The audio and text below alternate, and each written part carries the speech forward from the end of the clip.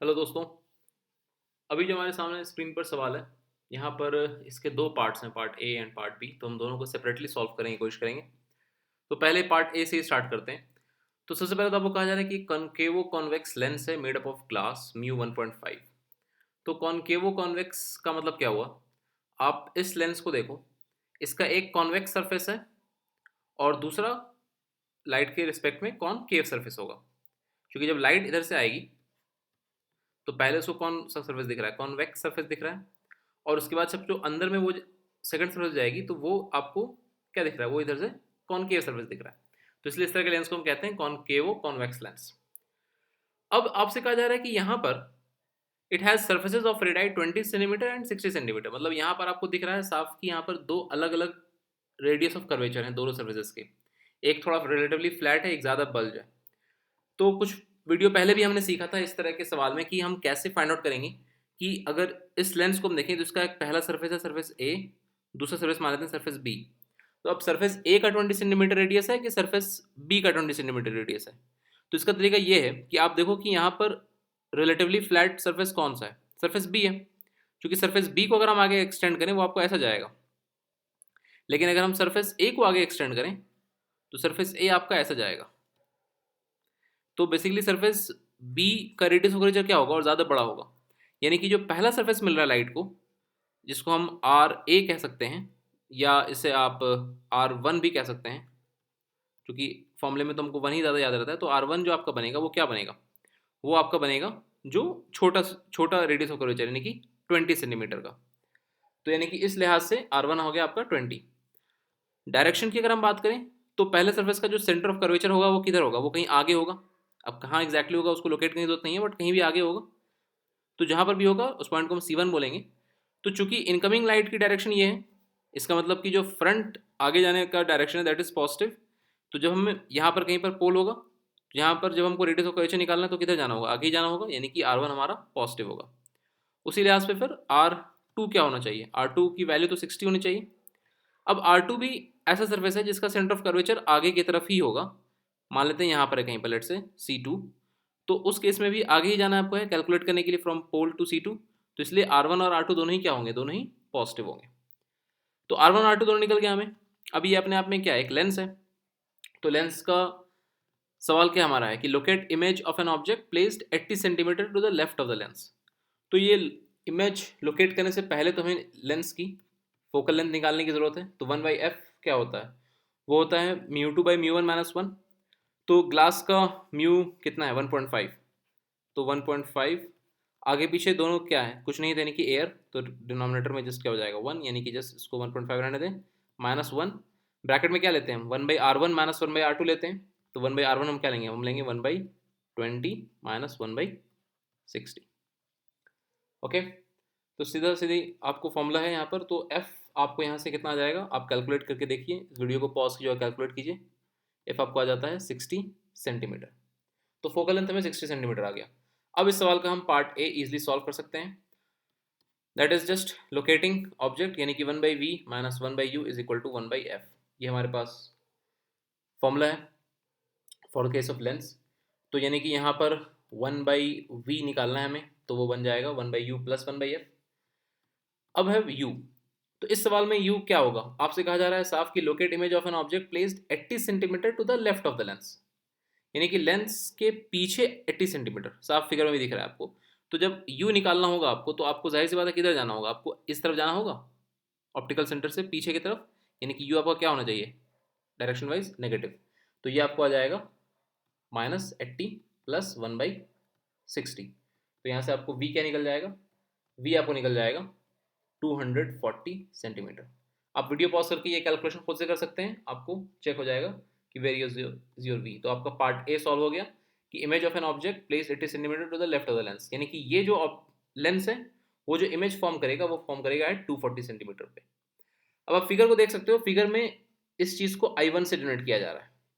ठीक है। अभी फिलहाल इस सेकंड लेंस को भूल जाइए, अभी सेकंड लेंस हम गए ही नहीं है। अभी फिलहाल समझिए कि यहाँ पे सेकंड लेंस है ही नहीं। तो जब यहाँ पर रिफ्रैक्शन होता through only one first lens, तो उसका फाइनल इमेज कुछ यहाँ बनता एट 240 सेंटीमीटर। ओके।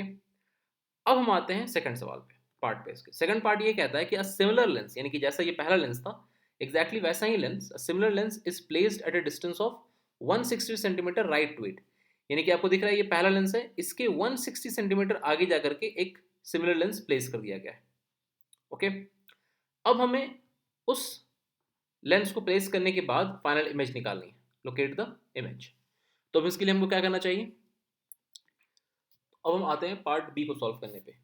तो पार्ट बी के लिए अब हमें क्या करना चाहिए, हमने इस तरह के सवाल पहले भी किए हैं जहाँ पर एक ऑप्टिकल फिनोमेना के बाद दूसरा ऑप्टिकल फिनोमेना हो रहा होता है। तो यहाँ पर पहले लेंस की वजह से जो इमेज बन जाएगी वो बन रही है एक्चुअल में 240 सेंटीमीटर पे। लेकिन आप सोचो कि यहाँ पर अगर एक दूसरा लेंस आ गया बीच में तो वो लाइट सीधा नहीं जा पाएगी, बल्कि वो लाइट फिर यहाँ पर रिफ्रैक्ट करेगी because of the second lens. अब ये सेकंड लेंस जो इमेज फॉर्म करेगा वो बनेगी हमारी फाइनल इमेज। अब हमारे लिए सिंपल ऑब्जर्वेशन क्या है कि फर्स्ट लेंस के बाद जो इमेज बना यानी कि I1, वो I1 कैसे एक्ट करेगा, वो एक्ट करेगा एज ऑब्जेक्ट।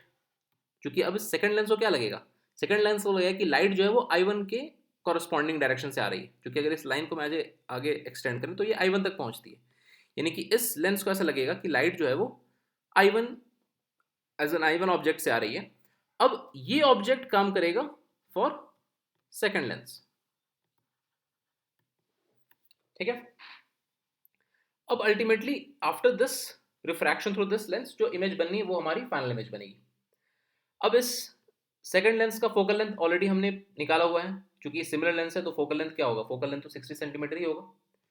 तो अब अगर हम फॉर्मूले का अप्लाई करें तो फॉर्मूले को अप्लाई करें तो हमको क्या करना चाहिए, फॉर्मूला तो सिंपल हमारे सामने लिखा हुआ है 1/v minus 1/u is equal to 1/f। तो फिर 1/v क्या बनेगा हमारा, वो बनेगा 1/u प्लस 1/f। अब सवाल है कि u for the second lens क्या होगा, तो हमें उसके लिए क्या करना चाहिए।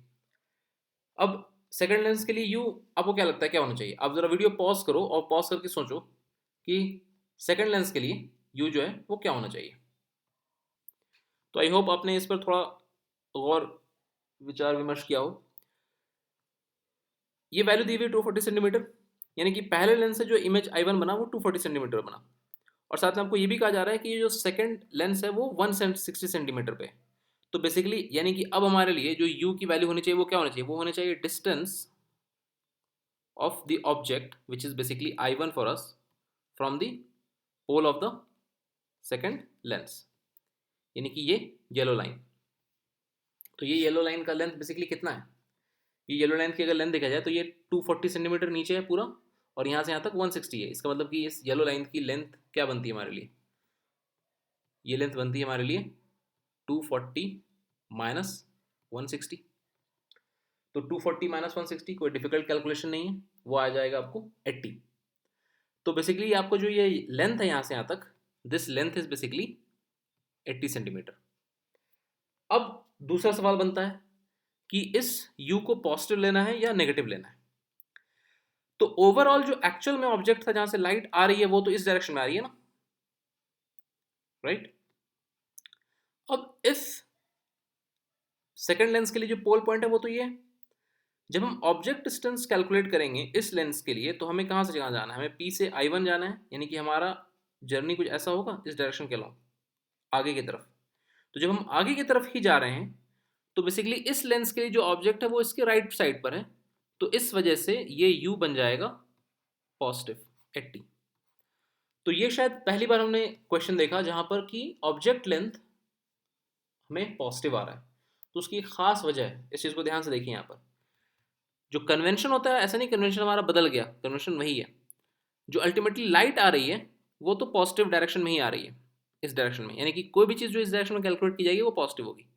नॉर्मली हमें ऑब्जेक्ट जब भी कैलकुलेट करते थे तो ऑपोजिट जाना पड़ता था, जैसे यहाँ पर भी जो पहला लेंस था उससे कॉरस्पॉन्डिंग यू कैलकुलेट करने के लिए हमको ऑपोजिट जाना पड़ा, तो यू हमारा -80 बना। बट सेकेंड केस में जो बेसिकली ये ऑब्जेक्ट है I1, ये एक्चुअल में रियल ऑब्जेक्ट है नहीं, ये बेसिकली एक इंटरिम ऑब्जेक्ट है, इसे एक आप वर्चुअल ऑब्जेक्ट जैसा कंसिडर कर सकते हो।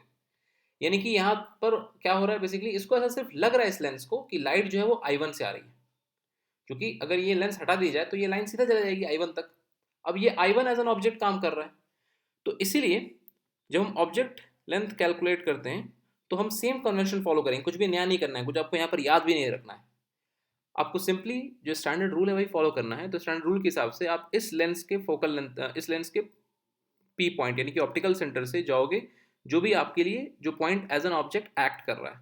तो आपको यहाँ से यहाँ जाना है A1, जो आप गए तो आप सीधा गए, इसका मतलब कि आप लाइट के डायरेक्शन में गए, इसीलिए आपका U पॉजिटिव आ गया।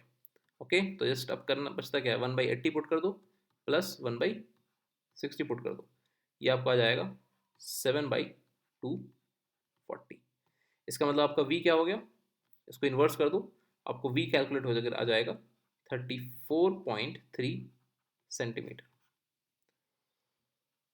ओके, तो यही आपका फाइनल V होता है। इसका मतलब हम कह सकते हैं कि जो फाइनल इमेज फॉर्म की which is being denoted by I2, this I2 distance is actually eight 34.3 centimetre after lens 2। जो सेकेंड लेंस हमारे पास है उस सेकेंड लेंस से 34.3 सेंटीमीटर आगे। ठीक है, तो this is the answer, final answer. Fair enough. तो जब भी इस तरह से डबल 2-3 इंस्ट्रूमेंट्स लगा दिए जाएंगे, 3 तक के तो चांसेस कम ही है, बट एटलीस्ट अगर 2 इंस्ट्रूमेंट रहते हैं तो फर्स्ट इंस्ट्रूमेंट का जो इमेज होता है वो एज एन ऑब्जेक्ट ऐड करता है for second instrument.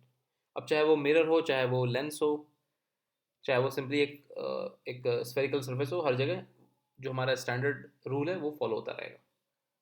Okay, now we will see you guys in another video lecture with another set of questions. Till then, take care, bye bye.